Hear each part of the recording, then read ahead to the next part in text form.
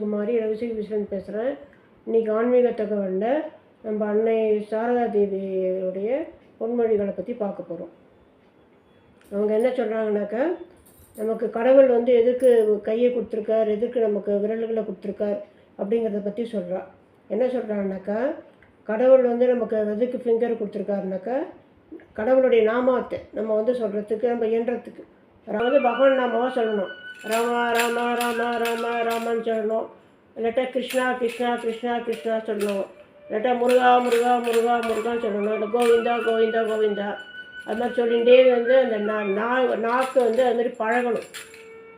பகவான் நாமா சொல்லி சொல்லி பழகணும்.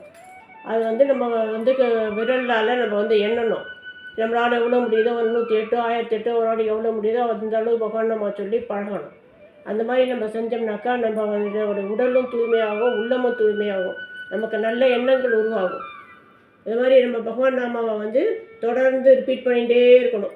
ரிப்பீட் பண்ணிகிட்டே இருந்தோம்னாக்கா நமக்கு வந்து ஏதாவது ஒரு கஷ்டகாலம் வந்தால் கூட அது வந்து ஏதோ சொல்லுவாள், இப்போ பனி இது சூரியனை கண்ட பனி போல் எல்லாம் விலகி போயிடும்பா. அந்த மாதிரி வந்து அந்த பகவான் நாமா சொல்ல சொல்ல நமக்கு மரண பயம் கூட போயிடும்பா. அந்த அளவுக்கு வந்து அது வந்து இதுவானது.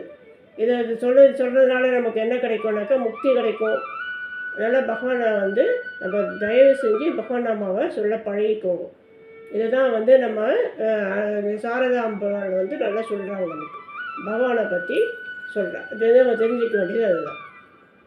வந்து என்ன பண்ணுறான்னாக்கா வந்து சாரதா அம்பாள் வந்து இங்கிலீஷில் சொல்லியிருக்கா. அது என்னன்னாக்கா, God has given the fingers.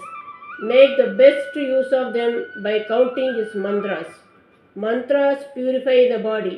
Man becomes pure by repeating mantra, the name of God. So repeat his names always. இந்த வீடியோவை வந்து பாதியில் நிறுத்திடாதீங்க, கடைசி வரைக்கும் பாருங்கள். இதை பார்க்க பார்க்க உங்களுக்கும் நல்லது நடக்கும்.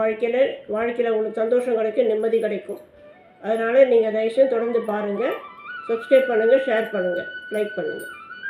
நன்றி, வணக்கம்.